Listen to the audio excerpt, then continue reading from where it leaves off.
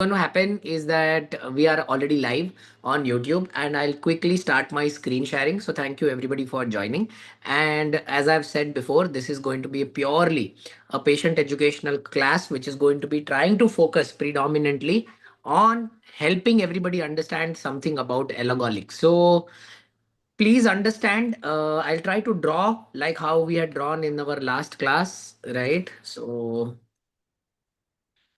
let me just go to the screens. Sharmishta, is the screen visible to all of you?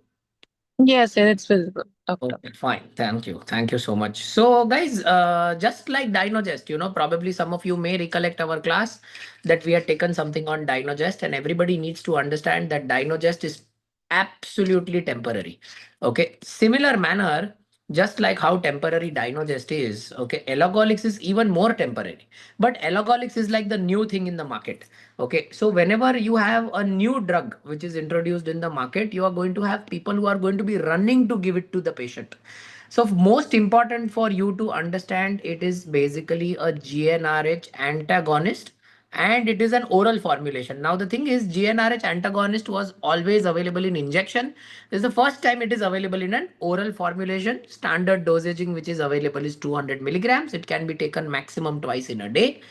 This is what is going to be told to you, right? But just try and understand. See, if I draw the human body, if I just apologies for my drawing, guys. So if I draw the human body, okay, here inside in the abdomen you have ovaries, and here in your brain you have a part called pituitary.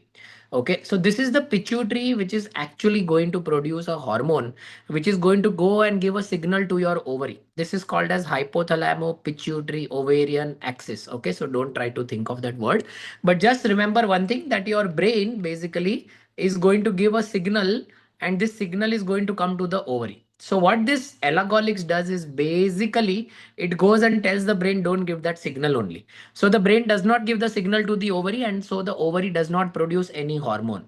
And as a result of which, due to ovary not producing any hormone, estrogen and progesterone, both the hormones which are produced by the ovary are going to sharply drop down. Correct. So what is basically endometriosis? As all of you are already aware as educated girls, that endometriosis is one of those conditions where it is an estrogen linked disease.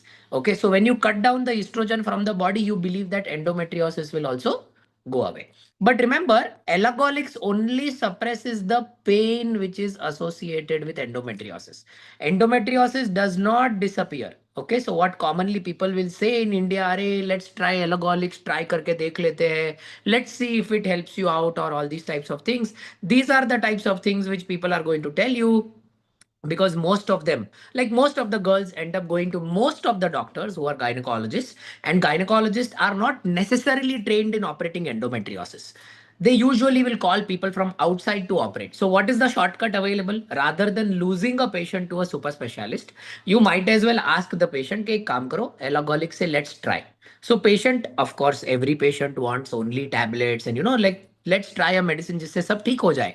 And they will give you elagolix and you will try elagolix, but you will realize that because it causes the estrogen value to go down, because it causes this to go down drastically, it induces all the menopause like symptoms. Now that is very bad. In all the menopause symptoms which gets introduced, why elagolix, people have mood swings, people have bone loss. This is irreversible. People have painful symptoms, people have dryness in the vagina. Lots and lots of girls have reported with hair loss. So all these complications which occur with elagolix, they are never going to tell you, because if they tell you that Are Bapre, if I give you elagolix and all these complications will occur, then in almost all its probability, you will tell them that you will not take elagolix. And whenever you don't take elagolix, that means it is a bad thing for that particular doctor, because you are going to leave that doctor and you are going to go and find a super specialist. Now that is something which is going to be a monetary loss for that particular institute or that particular doctor. So this is exactly what currently happens in India as far as elagolix is concerned. Now remember, when can you give it? So you need to give elagolix in emergency situations. That means, for example, let's assume a patient is supposed to come to me for a surgery today, but something happened in the family and the patient cannot come for 2 or 3 months. Let's assume somebody is giving an exam. Correct. So if there is an exam, the patient cannot come to me for the next, let's say, 3 months. Correct. For these 3 months, temporarily, I can give Elagolix by explaining the entire risk of having permanent bone damage. If in case I explain this risk and the patient is willing to accept the risk, then probably the patient can take it. The maximum dosage is 200 milligrams to be taken twice in a day, and it is to be taken maximum for 6 months as far as the manufacturer guidelines are concerned. Also remember, some women who forget to take Elagolix at a particular time or at a particular this thing, what is going to happen to them is they may also experience certain amount of irregular bleeding. Okay, so this is something, all right, this is something which we have to keep in mind when we explain the patient about Elagolix. Before I conclude in these 10 minutes, all I want to tell all of you is please remember, as patients, do not try to look for these shortcuts. Okay, these shortcuts will have a role. Every medicine has a role. Like for example, post-operative Elagolix has no role. So don't take Elagolix post-operatively. You can take it in emergency situations. Do not try to think that by taking Elagolix, you have avoided a surgery permanently. That is currently wrong. Currently, if your disease requires surgery, surgery is the only thing which you will have to do. All right. Having said this, I will be concluding my lecture at this moment, and I will be happy to answer maybe one question from anybody who wants to raise their hand and ask a specific question about Elagolix. We will answer one question, and the rest of the discussion, as you have all joined the WhatsApp group, we can have it on the WhatsApp. Yeah, NSE supplementation has got very micro. I think whomsoever has asked this question on NAC supplementation is an avid Instagram, Google, Facebook follower, right?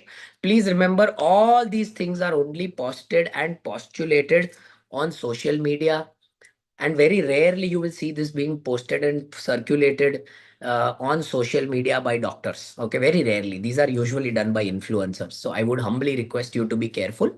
Of course, influencers make money out of selling these products to patients. Doctors, unfortunately, cannot make money from there.